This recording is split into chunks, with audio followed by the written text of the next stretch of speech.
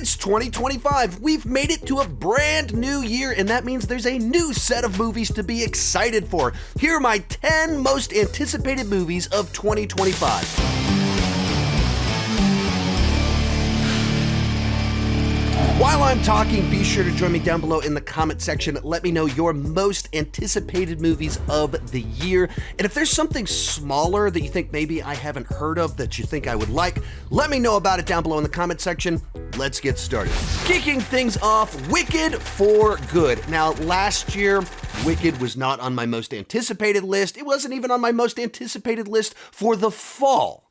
But the movie itself absolutely won me over. It was such an immersive experience with fantastic dance song numbers. And then beyond that, it made me care about the characters, and it had way more like political intrigue and thematic depth than I was expecting to get from an Oz movie. So since that was in my top 10 of last year, naturally, Part 2 is in my most anticipated of this year. Now, I have not seen the Broadway musical. I haven't read the book. I don't really know where Part 2 goes other than some additional connections to Oz and The Wizard of Oz and additional prequel elements leading into that. But I don't really know the nature of the story at all. Even right there has me very interested. You got me invested. You created conflicts that I cared about. So I want to see how they are paid off and resolved in the second part. Number 9, Novocaine. But honestly, this is a bit of a cheater slot for me. This is my mid-budget action movie slot. So it's actually Novocaine, Love Hurts, as well as Nobody 2. I love action movies. Those are the movies that I was raised on. And looking at the movies that are coming out this year, it feels like we got a little bit of a revival going on here with more mid-budget action films, shootouts, hand-to-hand combat, that sort of thing. Not big CGI spectacle. Let's not crank everything up to 11. No, some guy running around in a room destroying dudes. So I put 3 movies in this slot. The first one is Novocaine. This one stars Jack Quaid, and he has a condition where he can't feel pain. And I guess like his girlfriend gets kidnapped, and so he's trying to save her while not at all being an action hero, but he has the superpower of not feeling pain. The trailer itself just has so many little bits of the like cringe-inducing, like, oh, don't do that. And so it was funny, thrilling, all the stuff that I want from one, a little bit different of a twist. It's a little bit of a kick-ass vibe in there, of course, but also that was like a superhero story. This is an action thriller, 2 different genres. So very excited to check that one out. Then Love Hurts. This one stars Ke Kwan, with Short Round from Temple of Doom, Goonies, and then Everything Everywhere All at Once, Loki, season 2. He's having this massive career revival. Well, back 20 years ago, he was a stunt coordinator and did the fight choreography for movies. And if you've seen Everything Everywhere All at Once, you know that this guy has all the action chops. Now he's getting to star in an action movie. That's what this movie is, and it's coming out right around Valentine's Day. So it's like has a love story bent to it. Everything about that. I love that he has this career revival. Love that we're getting an mid-budget action movie, and then throw it in that romantic twist in there. That means I know what my Valentine's Day date movie is with my wife. Last one on here is Nobody 2. First Nobody stars Bob Odenkirk doing his version of John Wick, which is what's fun about that is it's such an unexpected twist and turn from him. It's the same screenwriter as the original John Wick, so a lot of kind of world-building, fun characters. So I want to see what Hutch is up to and see Bob Odenkirk destroy more dudes. Can't wait.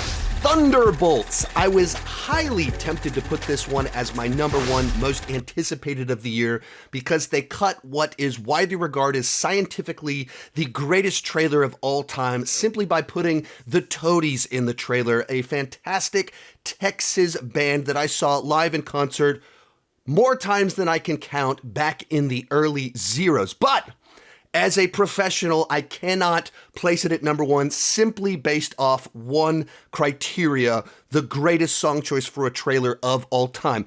As for the movie itself, this is one that I feel like I've always been more excited about than most people. The idea of doing Marvel's version of the Suicide Squad, I'm game with that. Sure, we've seen something like this before, but It's a totally different set of characters in a different universe. The fact that it is the ragtag, the B team, the bad guys, throw them together. Sure, it's still a fun concept. Adding to that, the lineup, a good percentage of the people in this film are some of the standout side characters from movies over the last several years that you went, yeah, I'd be down to see a little bit more of that person. In particular, Florence Pugh as Yelena is a lot of fun. Another movie where Bucky gets to be more prominent front and center. I'm game for it. And then the trailer itself, while it does have, a little bit of the MCU quipping in there, the threat itself feels a little bit more kind of a grounded sort of villain scheme and, exploding cars, things like that are just more grounded than some of the crazy CGI fests that we've gotten in other movies. So for me, I saw that and I went, yeah, this is an MCU project that I'm actually really excited for.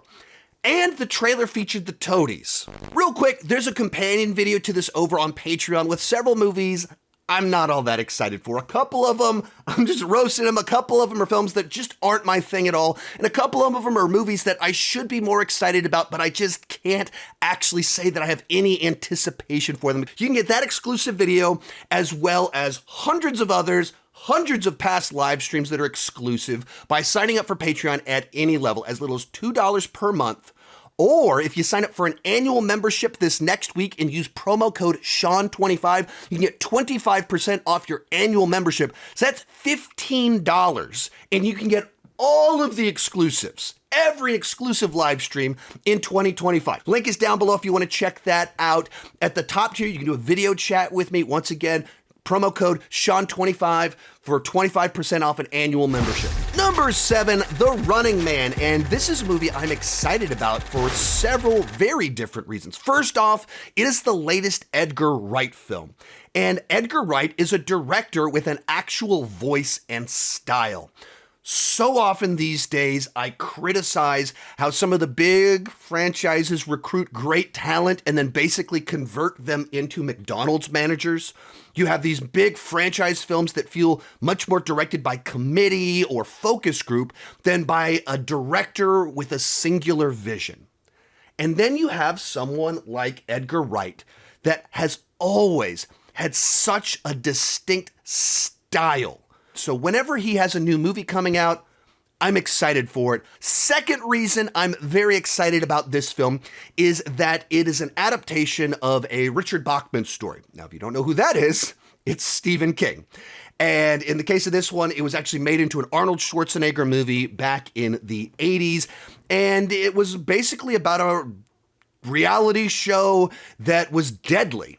And this is back 15 years before reality TV show took over and became so dominant in popular culture. One of the things you look for in remakes, readaptations, is there something different about society where telling that story now has new and interesting meaning. And I think on every single one of those levels, doing an adaptation of a story about a dangerous reality TV show has so much new meaning in the year 2025 versus back in the late 80s, 35 years ago. Television, social media, all of it. There's new commentary, there's new scenarios, and Edgar Wright has said they're going much more back to the original source material, so it's going to be a very different adaptation in a different time with different social commentary. One more thing, let me check my notes on who's starring in this movie, and it is one Glenn Powell, my close personal friend who I have spoken to for 30 whole seconds. He is a good old Texas boy. In fact, he went to the same high school as me, so I trust him to take over for Arnold Schwarzenegger. Number 6, The Gorge. This is a movie that I'd made a note that there's a new Scott Derrickson film coming out that I needed to check out, and then I didn't do anything to check out what it was. And then when I was doing my live stream, my New Year's live stream just a few days ago, someone asked me about it in the chat and I went, oh, I really better check out that movie. Watched the trailer and I went, yep, let's put that in our top 10 most anticipated list. Basic concept of it is that Miles Teller and Anya Taylor-Joy are snipers for two competing nations on opposite sides of this gorge. The gorge itself is basically a pit to hell. So they're there to stop whatever's in there from getting out. And because they're the only two people there kind of communicating with each other, there's some sort of maybe romance connection that's formed there. But it's Scott Derrickson, who I think is an interesting director. I loved Black Phone. I have my issues with Doctor Strange, though I really enjoy the film, but visually speaking, it's the coolest MCU film. And so him doing an action horror romance with these two leads, like I saw, I'm all on board with this. Also Sigourney Weaver's in there. So just something fresh and different that I went, man, I want to check that out. Number 5, Sinners. This is the latest Ryan Coogler film starring Michael B. Jordan in dual roles, 2 different versions of him. He's playing twins. Haley Steinfeld is in there. It's a period piece film about a guy returning and he has to end up fighting some greater evil. The rumor is that it's vampires. So right there, I don't really know too much about what this movie's about, how much is rumors, how much of it is true, where all of it is going. What I do know is that Ryan Coogler did Creed and Black Panther, so immediately the fact that this is the new original story that he wants to tell, the one that he wants to explore, I go, yeah, I want to check that out. He also wrote the script for it, so there's just a lot there of like, someone that currently is kind of the peak of their creative freedom of he can do what he wants, coming off of doing 3 franchise movies, 2 massively successful Black Panther films, and he goes, what do I want to do? This is the story I'm really excited about. And that it is kind of this movie with some mystery and intrigue around it, all of that stuff. Every single piece of that, I go, yeah, what is this thing? I can't wait to check it out. Real quick, before I give you my top 4, I've got a whole bunch of honorable mentions. The simple fact of the matter is, sometimes I'm a little bit too optimistic. I love movies. That's why I do this, and I love to talk about them too much. So there's a ton of stuff I'm actually really excited for. These are in no particular order. F1, this is the new Joseph Kosinski movie, the guy that directed Top Gun Maverick. Is now doing an F1 movie. If he can bring any of that, dynamic filmmaking, character work, all that stuff to an F1 movie, awesome. Fantastic Four, First Steps. It's Marvel's first family joining the MCU. They've taken a long time to actually make this movie, to try and make sure they do it right, not botch it again. We don't have a trailer yet. That's why it's not in the top 10, because I just want to see a little bit more to decide if it is in that top 10. Ballerina, the John Wick spin-off movie that apparently John Wick is in quite a bit of. Obvious reasons. John Wick's awesome. Ana de Armas shooting guys in the face. I'm down for it. Wake Up Dead Man, the new Knives Out movie. I think the 2 Knives Out films are fun whodunits, so we got another one. I'm excited for it. Karate Kid Legends. This is one that I really want to be able to put in my top 10. I hope that I love it. The trailer I thought was good. Just a little bit of how does this tie in between the 2 universes? Will it acknowledge Cobra Kai? Are we just rehashing things a little bit? I don't know. But man, I hope I love this thing. And just seeing Jackie Chan, Ralph Macchio on screen together absolutely gave me the feels. Jurassic World Rebirth. The last couple of these movies really did not work so well for me.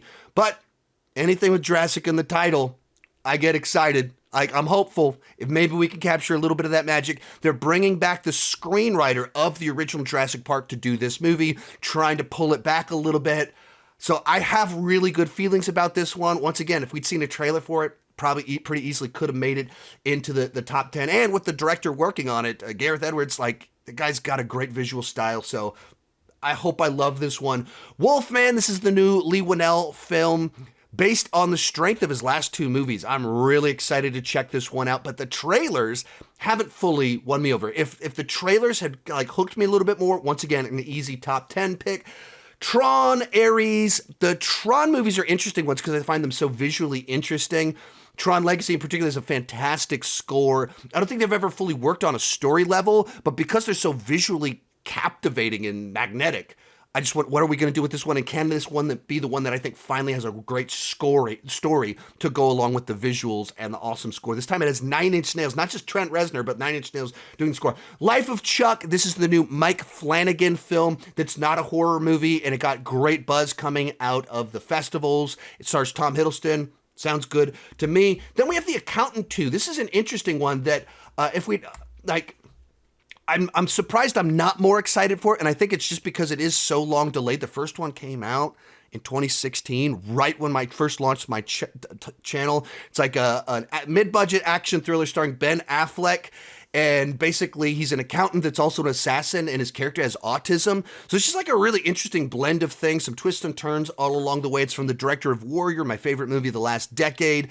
So bunch of things going for it, but when you have a sequel so long delayed, we don't have a trailer yet, I don't know any specific details, that kind of held it back from making it into my top 10. I should be more excited about this than I am. The Naked Gun. This is one a lot of people probably aren't excited about that I am very excited for because I think Liam Neeson doing Naked Gun, it sounds awesome. It could be go horribly wrong, absolutely. But like Liam Neeson, his deadpan intense humor is so different from Leslie Nielsen's, but it's really funny. Like when he's done things like on the Ricky Gervais show, when he's done some SNL stuff and he's doing his intense acting, but saying ridiculous things, it's hilarious. So him doing Naked Gun, I think that's a good fit. And Seth MacFarlane's kind of tied into it. Very high percentage of his work in film is really good. Flight Risk. This is the new film from Oscar winner Mel Gibson. Obviously, he has fallen out of the good graces of Hollywood. That does not change the fact that this guy is a top-tier director. It was delayed. There's not a lot of buzz for it. I know there's trailers. I haven't even seen them yet. In and of itself, right there, I can't put it in my top 10 if I haven't even taken the time to watch the trailer yet. But also, I know in my brain, Mel Gibson, Mark Wahlberg, I should be very excited for this. Last one on here, Megan 2.0.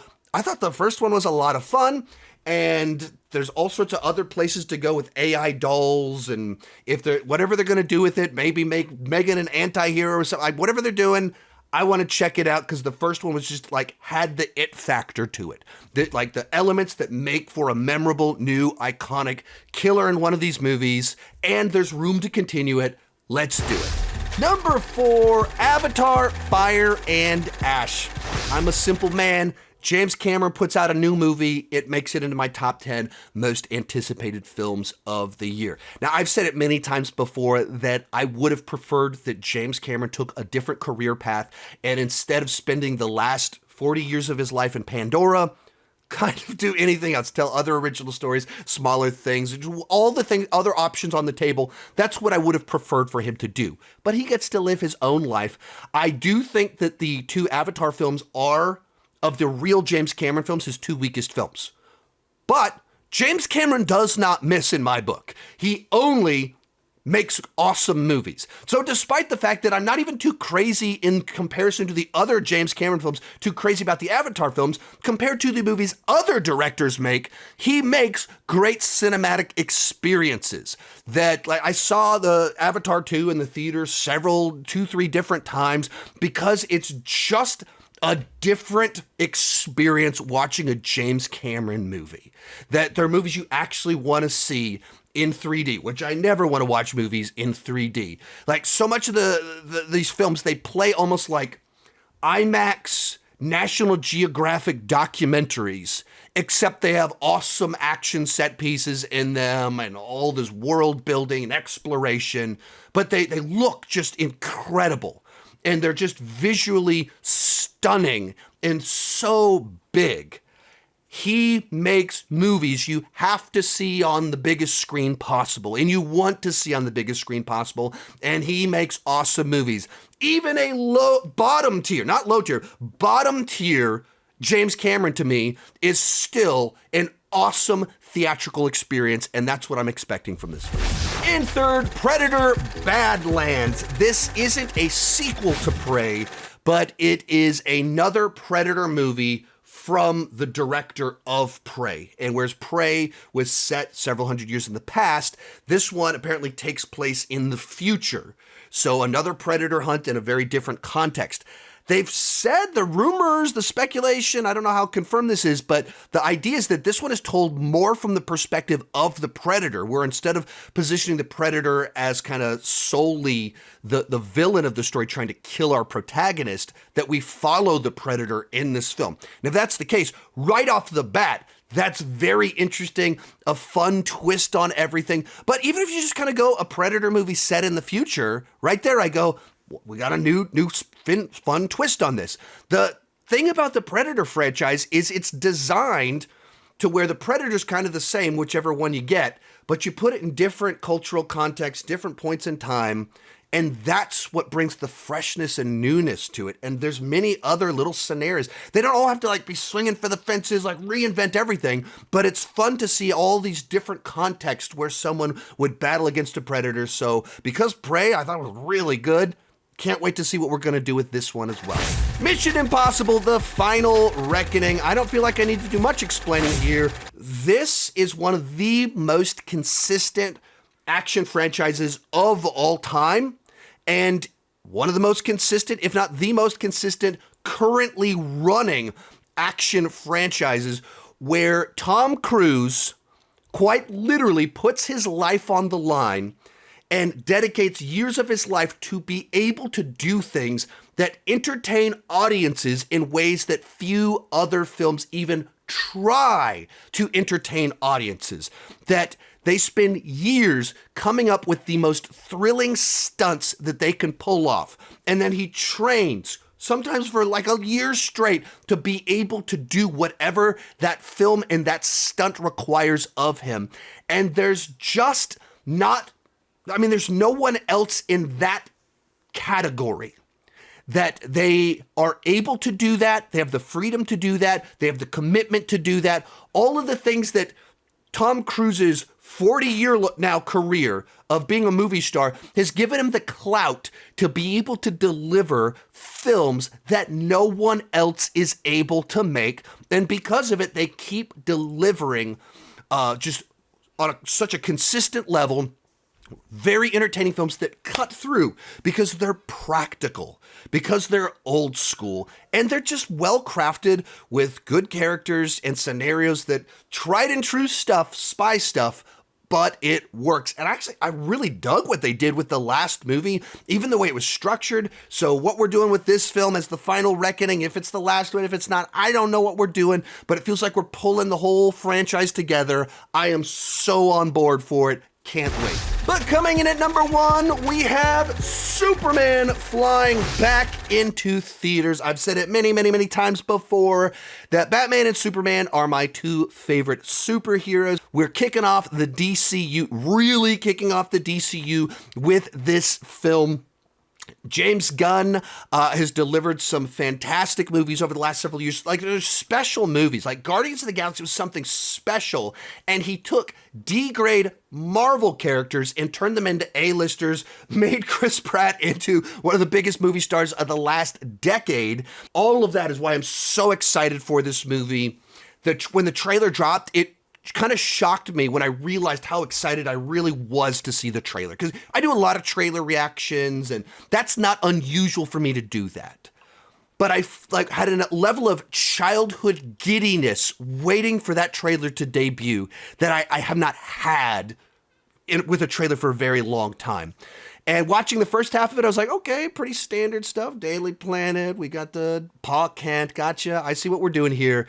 And as soon as it cut to that shot of him saving the girl, I was like, all right, boom, most anticipated movie of the year. Here's the reality. This is the movie with the highest potential to disappoint me. There's things in here that I'm going, I don't know. Like, would I do crypto? I wouldn't do crypto. And then, I see all of the different characters. Is it too crowded? It could be too crowded. There's many things that could go wrong here. But what's the movie that is bringing out the childhood giddiness? That like, man, I hope that this thing works. Man, I'm excited for this one. Man, I hope it's really, really good.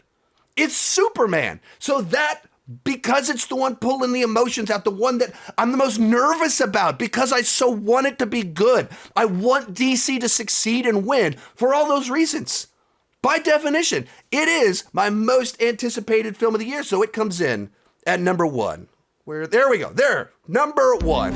Remember, I got the companion video over on Patreon with the movies I'm not excited for. Use code Sean25 on an annual membership to get 25% off. That's $15 at the lowest tier for all the exclusives in 2025.